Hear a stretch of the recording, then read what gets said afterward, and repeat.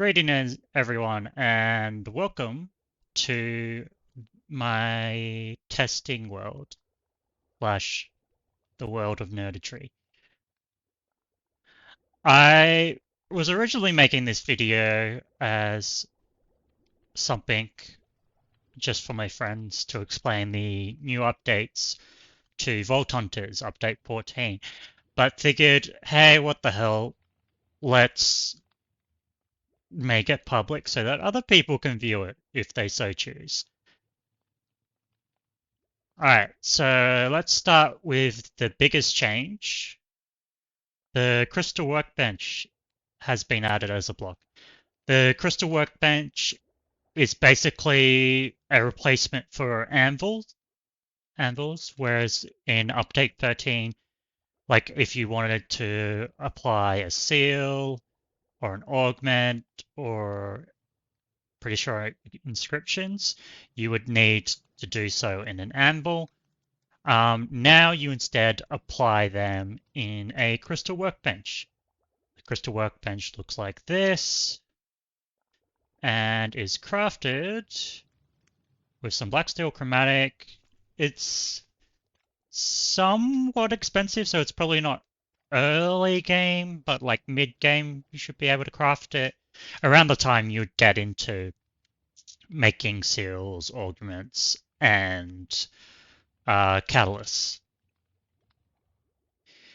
And essentially what you do is you take a vault crystal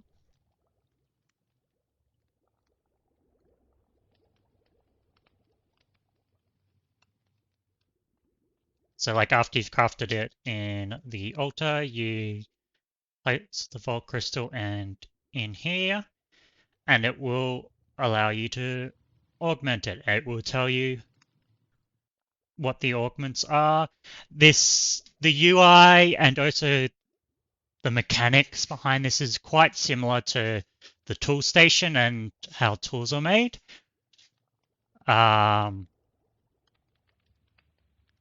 And so there are a couple of modifiers you can get.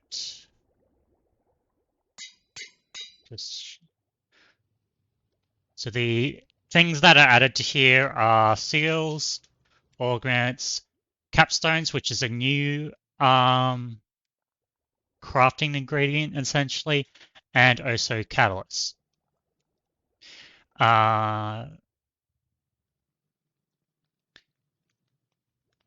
And you apply them just by putting the crystal in, crafting it like you would a tool station or a jewel, or in the forge, and it will apply those modifiers. And each crystal will have a capacity corresponding to whatever your vault level is. So I'm level 57 in this test world, so the capacity is 57. And inscriptions, catalysts, and charms have a size now, just like jewels. And essentially that's how the Vault Hunters is making it so you can't just put infinite amount of catalysts. You can do that, but every time you apply catalyst, charm, or inscription to a vault crystal that is over capacity, or it will bring it over capacity, Cursed is applied to that vault crystal. And Cursed is a modifier that can no longer be removed from crystals, so you can't just be making an uber powerful crystal, then just get remove all the curse modifiers. Moving on to Callus. Callus crafting is no longer random, and the modifiers are visually distinct. what I mean by that is you go into the infusion table and it looks like this now. And each catalyst, let me just double check, will take 9 catalyst fragments, 4 bending airtight gems, and 4 dreamstone to make. And each catalyst will give you the guaranteed modifier depending on what it is. So like, for example, this one is wooden and a random negative modifier. They supply with them. So no longer do you have to, there's less re-rolling essentially, or like just luck based on the catalyst so that you can make a vault that is tailored to what resources you currently need / want at the moment. And that's fairly easy to do. The modifiers, the negative modifiers are still random, and so there is still some good old RNG involved in catalyst making, but it's been reduced by quite a lot. And visually distinct, the wooden catalyst looks like a wooden chest, etc., so that you can quite easily see the difference between the catalysts without actually having to hover over them and find out that way. Like you can very clearly tell it's like, oh, okay, this is a pink catalyst, so it's got plentiful with it, and it will always have this random negative. So you take this. Okay. There's a reason why I can't do that. So we'll take a new one. I'll explain that in a bit.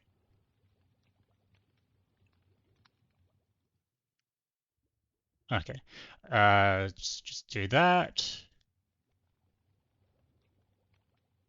It won't tell you the random negative that you'll get when crafting it, but when... Okay.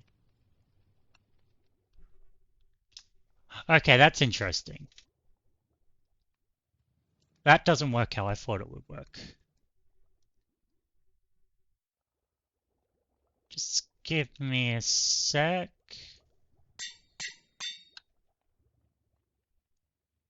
Because... I'll just do that. Alright, yeah, you have to do that, then...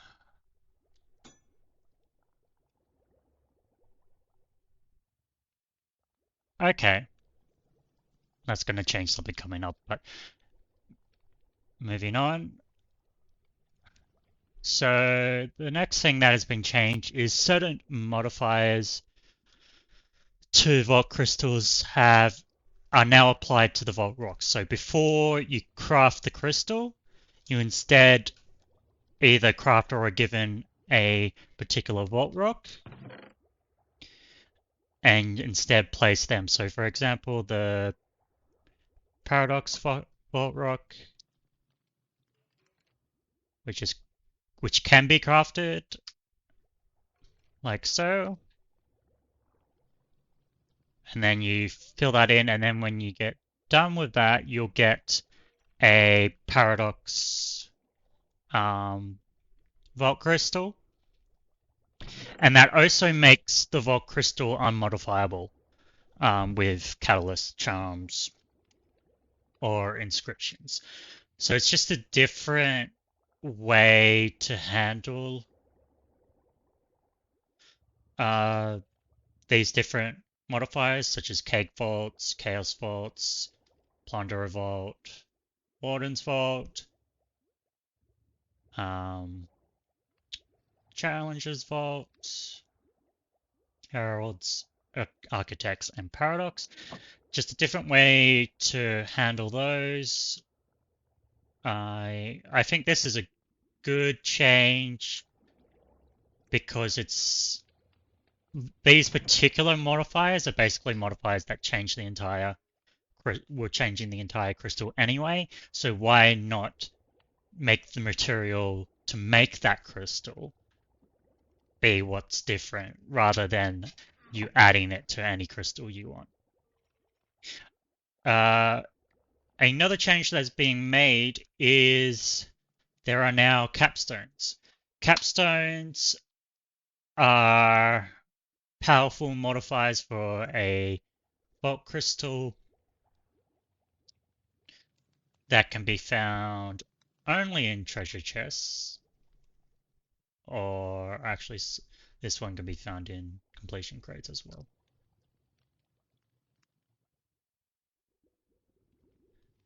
The dungeon capstone can be found in completion crates, everything else.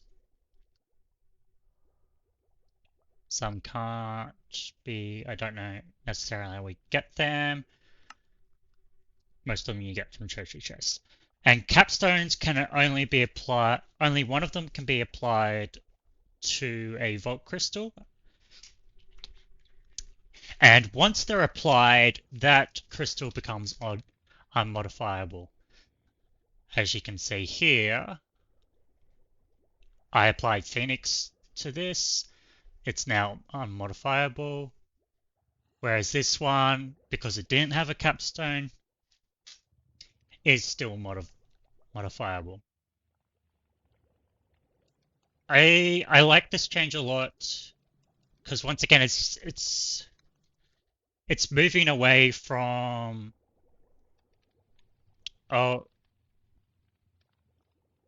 it makes some of these things a bit more interesting in my opinion, and there's a bit more visual difference between all these different modifiers. Like the Phoenix thing, it did have a feather, but they all looked different essentially from each other. And I like how it's a bit more streamlined in the design. That being said, the Phoenix feather had a really cool look to it. But I like this sort of like visual streamlining that's going on, in which instead of having a bunch of items that do similar functions, but they all look like they have nothing to do with each other, instead they all look similar, but are also still visually distinct from one another. I think this is a very good change. Personally, the next change is the blood themes now have their own mobs, as you've been hearing in the background. There's been some new mobs added. We've got blood skeletons, and the tiers go up to 1, 2, 3, 4, 5. So this is tier 5. The untiered one is a little bit weird. It's just kind of looking like it's got a bent back, and if I was in survival, it would still do that and it would shoot. I do like the design of this particular mob, but the only thing I don't like about it is it's not very in line with the other changes of the mobs. I also like the second heads that appear, but once again, this is the only one that has a second head. I would kind of prefer if they kind of followed like the Pokemon evolution approach to these sort of like mobs, in which like you could tell like, okay, this goes to this and goes to this and you can like more able to see like, okay, this one is clearly in between these two tiers in terms of difficulty, so you can just quickly see like, okay, without having to rely on Wayla too much. Granted, you will eventually, like, if you encounter these enough, be able to remember the models, but personally I prefer it to be more of a progression to it. The other one is the blood silverfish. I named these all silent in attempts for them to be silent.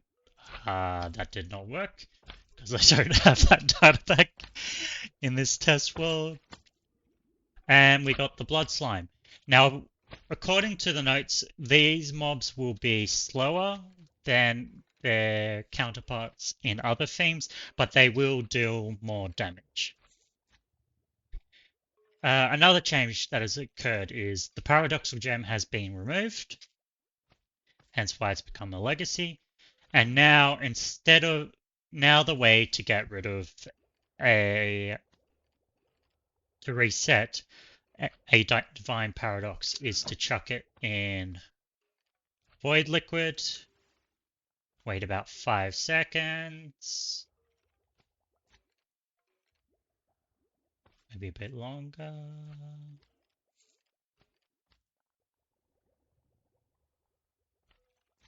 Okay. Don't know why that's not working. It's probably because it's already got 0, 0. So yeah, that's the Void Liquid will be used up upon resetting the Divine Paradox. So keep that in mind. I like that they're adding more uses to the Void Liquid because I like the ideas of the Void Liquid both in the vault, and I like the ideas outside the vault, and I really would like it even more if they came up with more uses for the Void Liquid, in my opinion. Some slight changes. The shorten modifier has been shortened down to nothing. That basically is just my weird way of saying the shortened modifier no longer exists. So I believe that will apply to like the random negative modifiers, and also when you're doing a brazier, there will no longer be the shortened modifier chance. I like this change. Anything that shortens your time in the vaults, I'm not generally a fan of, especially if you're doing a brazier vault and you have to do that. The Void Liquid makes a bit of sense because there's a positive and negative aspect to it, in that being in the Void Liquid, yes, it reduces your time in the vault, but the benefit is that the Void Liquid can be used to craft other items outside the vault, whereas the shortened modifier is just a negative modifier. Not that I have anything wrong necessarily with negative modifiers, it just, when it comes to the time ones, like, I think it's more enjoyable to have to deal with negative aspects in the vault for as long as possible, rather than just decreasing that time overall. Another thing that has changed is that apparently in the notes it says the infuser expertise has been removed.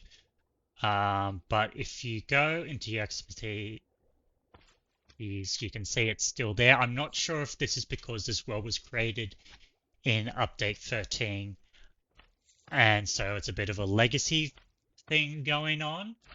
I also got a little noticed that this modifier got rid of the negative modifier of the Vault Crystal. So it still works. So I'm not sure if this is something where you need to update your world for, or if it's a config issue. So yeah, it's a bit weird that that particular note doesn't correspond to what happens in the world, so to speak. Like there are mentions in other parts of the batch notes where they say like, oh, these changes only occur in the if you create a new world, and it doesn't have that note there. But otherwise that's okay. They have modified the Mystic expertise to become the Crystalmancer. It now increases the capacity of any crystals you craft, which is a good change that kind of makes this XPC more in line with the changes made to Crystal Callus. And the final major-ish change that has occurred to the quests is that they now unlock in blocks. And what they mean by that is I just did the beginner quests in order, and once I unlocked skills and talents, all of these quests unlocked at the same time. I like this change because there was this kind of issue with the quests where depending on your playstyle or what you like to do first, some of these quests you would be completing out of order anyway, and you get this weird thing of like, oh, it doesn't detect that I've done this until the quest is unlocked. And it's like, so you've done the quest without officially doing the quest, and you haven't gotten the reward from it. So I very much like this change. I haven't gone down the entire quest line to see what the blocks, how many in blocks they're gonna go for. Like this one was 5. Is the next one 10, or is it also gonna be 5? I imagine they're gonna be cut off somewhat connected to like the level 20, like the level quests might be the cutoff, for example, or like the ones that have similar themes, like the vendors, dungeons, archives, and modifier workbench are kind of like very similar to each other, so they'll probably be in a chunk together. I like this change a lot. It's a good way of, because the quest before tended to like restrict your playstyle to, was like, okay, I need to do this first, this second, and this third. Now you can be like, okay, I want to get this, then I want to get that, and this and that. You still want to complete all the quests, but you can choose which order you can complete the quest in general. Overall, I very much am enjoying the changes. I haven't played in survival with them too much because I'm waiting for to update the server a little bit. Just waiting on, because there has been a variety of like hot fixes that have come out, and so I'm waiting for the versions to update to get a bit more stable before updating my server on it. But I'm looking forward to checking them out, and in the next Let's Play, I will be doing a quick run through as I encounter them of the changes. It will be much quicker than what I've done here. If I remember, I'll do like timestamps or something so that if you have watched this video and you don't want to see me go into an explanation again, you can skip that part and move on to the next part. But anyway, that's been this little update guide / run through of update 14. Let me know in the comments what you think about update 14. What are you most excited about? What are you disappointed in, etc. Because I have my own opinions about things, and I tend to like go, okay, this is my opinion on things, and I don't change that unless I hear from other people. And I do like changing my opinions on things and hearing what other people have to say. So head down in the comments if you want to do that. I hope you have your day is as good as it can be. You are valid. I care for you, and I'll catch you later.